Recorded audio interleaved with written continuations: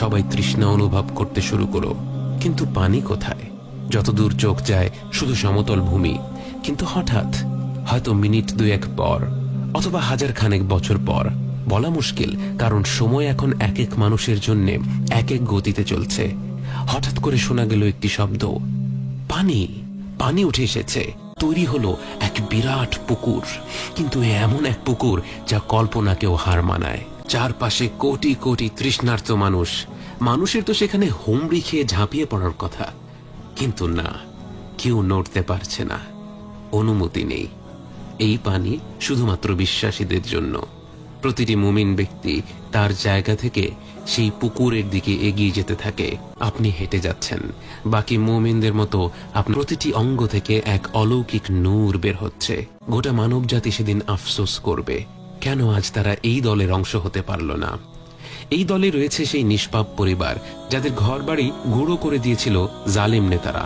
এই দলেই রয়েছে আল্লাহর সেই বান্দা যে তরুণ বয়সে আল্লাহর বিধান মোতাবেক কাপড় পরিধান করায় তার বন্ধু বান্ধব থেকে শুরু করে আত্মীয় স্বজন প্রতিনিয়ত খোঁটা মেরে মন্তব্য করত, বলতো সে কেমন যেন অন্যরকম হয়ে গেছে। আজ সে আসলেই অন্যরকম।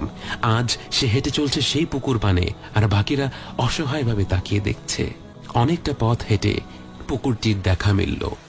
যেদিন প্রথম সমুদ্র দেখেছিলেন, মুগ্ধ হয়ে তাকিয়েছিলেন কয়েক মিনিট।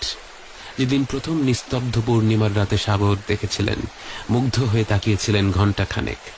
আজ মনে হয় 50,000 বছর মুগ্ধ হয়ে কাটিয়ে দিতে পারবেন। পুকুরটিকে দেখেই যেন আপনার সব তৃষ্ণা মিটে গেল। হয়তো আপনি সেভাবেই দাঁড়িয়ে থাকতেন, হয়তো আর কোথাও যেতে চাইতেন না, কিন্তু এরপর আপনার চোখ চলে যায় পুকুর পাড়ে দাঁড়িয়ে থাকা ব্যক্তিটির দিকে। তার থেকে এত উজ্জ্বল নূর ছড়িয়ে পড়ছিল যে তাকে দেখাই কঠিন হয়ে যাচ্ছিল, কিন্তু আস্তে আস্তে আপনি তাকে দেখতে পেলেন। কাঁধ সমান ঢেউ খেলানো চুল, ঘন কালো দাড়ি, মুখে পৃথিবীর সবচেয়ে মনোমুগ্ধকর হাসি, সামনের দাঁত দুটোর মাঝে একটি ছোট্ট ফাঁক। আপনি তার দিকে তাকিয়ে আছেন এবং একটু পর বুঝতে পারলেন তিনিও আপনারই দিকে তাকিয়ে আছেন, আপনাকে ডাকছেন। পরম আনন্দের এই মুহূর্তগুলো আপনি কাটাতে লাগলেন একটি ঘোরের মধ্যে। তিনি আপনাকে নিজ হাতে সেই পুকুর থেকে পানি তুলে দিলেন। আপনি সেই পানি পান করলেন।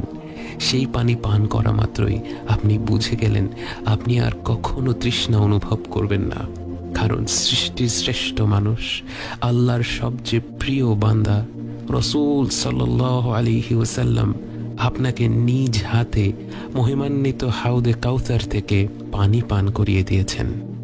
আপনি আর কখনোই তৃষ্ণার্ত হবেন না।